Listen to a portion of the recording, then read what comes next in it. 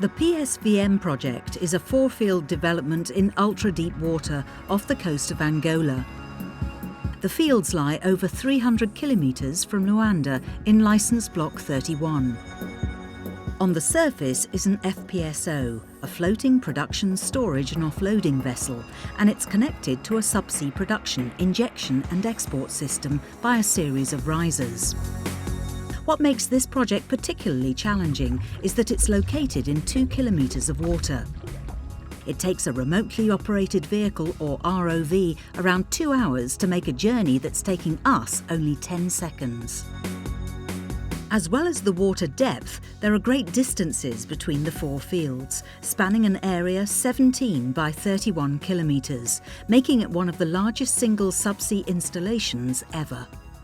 In the south of the development area is the Plutão field, which will produce resources from 3 separate reservoirs.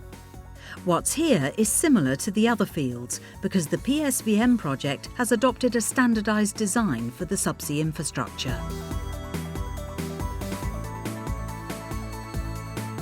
15 kilometres away and working independently from Plutão is the Saturno field, which will produce from 2 target reservoirs. A further 10.5 kilometres away is the Venus field, which will produce resources from 3 separate reservoirs. And 13 kilometres further on at the northern extremity of the development is Marte, which will produce from 2 target reservoirs. The Marte and Venus fields share the same infrastructure, as this helps with fluid flow. The subsea system is made up of 3 similar but separate networks: Plutão, Saturno and the linked Venus-Marte. Each of them has an independent production, water and gas injection and service and utilities system. The production system transports fluids to the FPSO. The water injection system is used to provide pressure support into the reservoirs. The gas injection system, which also provides pressure support, is connected to Plutão and Saturno only. The service line is used to flush and clean the production system as required.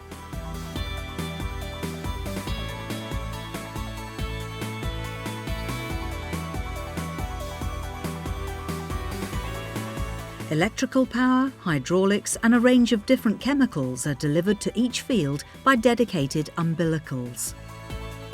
As each of the 4 fields operate in a similar way, we'll look in more detail at just one, Plutão. The producer wells are deviated and use open-hole gravel pack completions. This type of completion was selected to manage sand production. The longest well goes nearly 3 kilometres below the sea floor. Each of the wells is designed to target an area of 50 by 50 metres in the reservoir to maximise their effectiveness.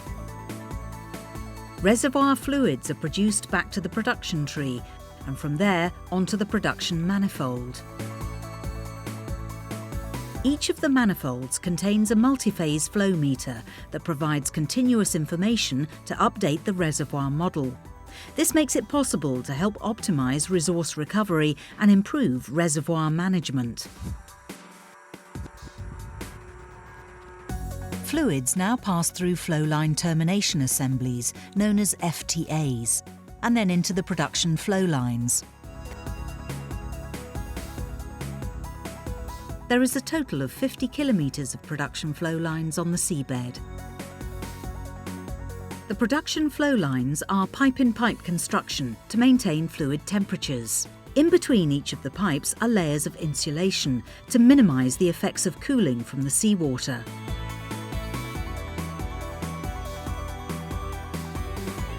Fluids continue to the end of the flow line, then into another FTA, and then to the surface through a single-leg hybrid riser, or SLHR. The risers are held in constant tension by driven piles, with ballast at the bottom and buoyancy tanks at the top. The last 300 metres to the surface are flexible risers, made flexible to allow for the motion of the current and tides. They carry the fluids into an externally bow-mounted turret on the FPSO. The produced fluids now pass into a two-stage separation process, where the water and gas are removed from the oil for further processing. The processed oil is stored in cargo tanks until it is tandem offloaded every 6 to 7 days to a trading tanker.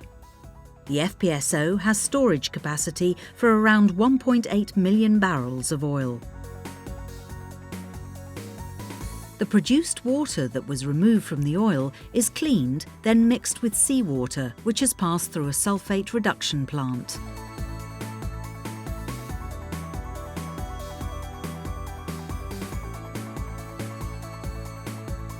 The produced gas removed from the oil is cleaned and compressed.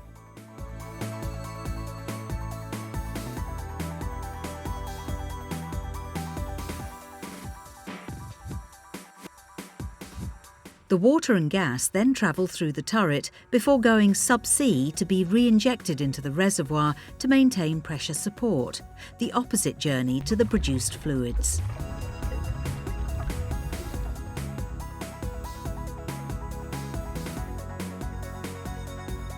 Excess gas is routed via an export pipeline to a gas gathering network for onward transport to the onshore Angola LNG facility. The injection gas, along with the water, returns to the reservoir. This maintains production.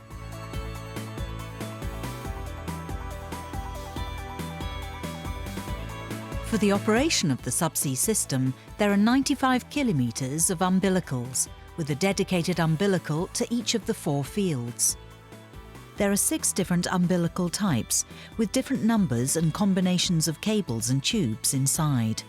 Inside the main umbilical, there are 10 power and signal cables, and 15 tubes for delivery of hydraulic fluids and the various chemicals required to operate the subsea system. Within the dynamic section of the umbilical, there are also carbon fibre inserts. These increase its strength to allow for movement of the FPSO.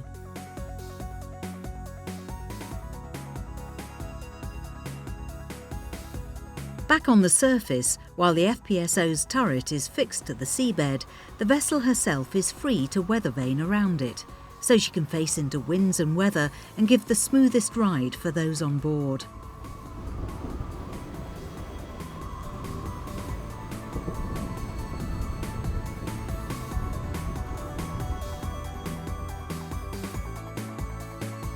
The power generation on board is provided by 4 gas turbine generators with enough capacity to generate 100 megawatts. The accommodation has capacity to house 120 operations personnel, plus a further 20 in pull-down bunks.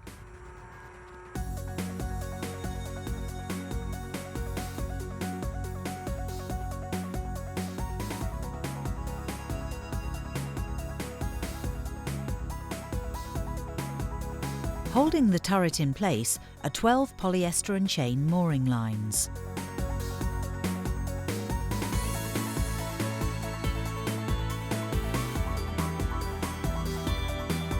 Fixing them in place on the seabed are suction piles.